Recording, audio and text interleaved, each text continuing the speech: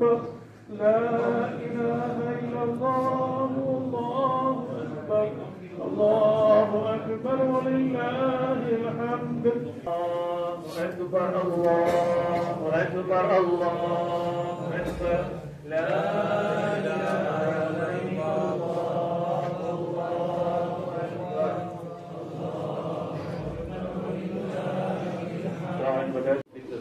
Eid al-Fitr Mubarak to you all and your family.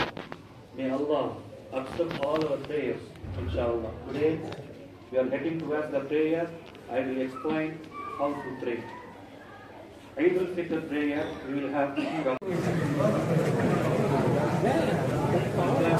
Eid Mubarak. Eid Mubarak. Eid Mubarak.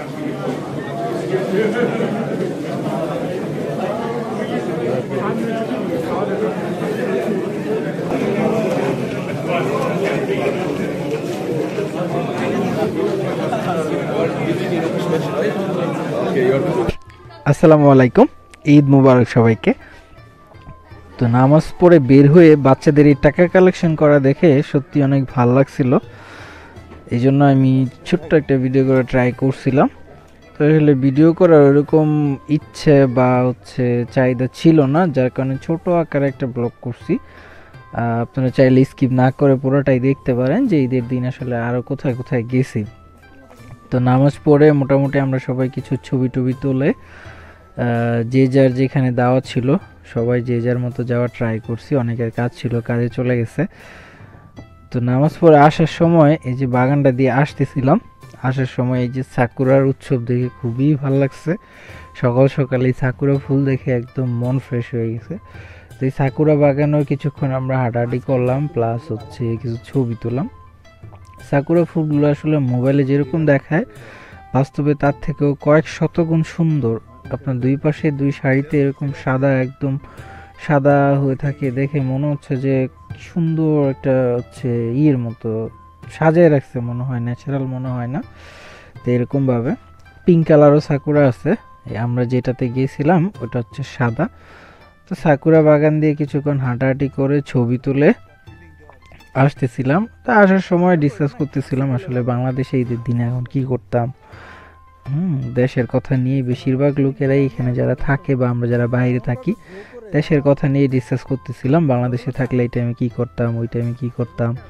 হ্যাঁ, আর প্রচণ্ড ঠান্ডা ছিল, এতটাই ঠান্ডা যে নর্মাল জ্যাকেট পরে আসলে টিকতে পারতেছিলাম না, প্রচুর ঠান্ডা লাগতেছিল। এই যে ভিডিও করতেছি হাত একদম বরফ হয়ে গেছিলো, এত পরিমাণ ঠান্ডা। যদিও ঠান্ডাটা একটু কমে গেছিল, কিন্তু হঠাৎ করেই গতকাল থেকে প্রচুর ঠান্ডা পড়ছে টোকিওতে আবার।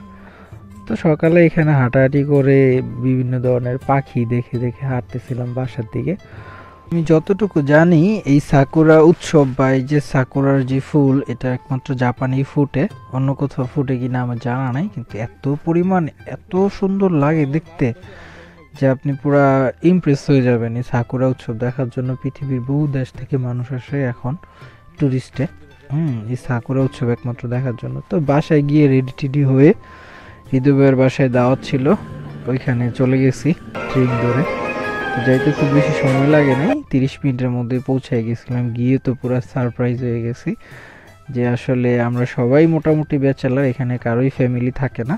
তারপরেও সাধ্য মতো চেষ্টা করছে রান্না করার। ওইখানে গরু মাংস ছিল, এটা আমুলিকি এবং তেঁতুলের আচার ছিল, হ্যাঁ লেবু ছিল, তারপর শসা, টমেটো, সালাদ ছিল, প্লাস পোলাও, এবং লাস্টে আরেকটা জিনিস ছিল যেটা ভিডিও শেষেই দেখতে পারবেন। তো প্রত্যেকটা খাবার অসম্ভব রকমের মজা ছিল এবং সবাই একদম পেট ভর করে খাইছি। যতক্ষণ না পেট না ভরে ততক্ষণই খাইছি, সবাই মিলেই গল্প করে। এখানে যারা ছিল সবাই মোটামুটি যথেষ্ট মিশুক ছিল এবং সবাই খাওয়া দাওয়া করে আড্ডা দিয়ে মোটামুটি ঈদের দিন এইভাবে পার করে দিছি। তো বাসায় এসে যদিও ঘুমাইছি, আমি এখন ঘুম থেকে উঠেই কথা বলতেছি আপনাদের সাথে বা ভিডিওটা এডিট করতেছি। তো প্রত্যেকটা খাবারই যথেষ্ট মজা ছিল এবং হৃদয় ভাই অনেক কষ্ট করে, হৃদয় এবং রাকিব, হ্যাঁ তারপরে ভাইরা যারা ছিল সবাই মোটামুটি কষ্ট করে আয়োজন করছে। তো ভালো লাগছে। এরকম যারা বিদেশে আমরা থাকি, মোটামুটি যাই হোক ছোটোখাটো অ্যারেঞ্জ করে থাকলে ফ্যামিলির যে কষ্ট সেটা তো আর মুছা যায় না, বা বাংলাদেশে ঈদ করার যে আনন্দ সেটা তো আর পসিবল না, এটা দিয়ে রিকভার করা। তারপরও যতটুকু করা যায় ততটুকু সাধ্যমতো করছি। তো ফিনিশিংয়ে আবার পায়েসও ছিল, পায়েসটা অসম্ভব মজা ছিল।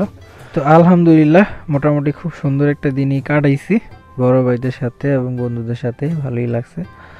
তো আপনারা এই কে কীভাবে ঈদ কাটাইলেন চাইলে কমেন্টে মতামত জানাইতে পারেন। তো ভালো থাকেন, সুস্থ থাকেন, আমার জন্য দোয়া করবেন। আল্লাহ হাফেজ, সায়োনারা।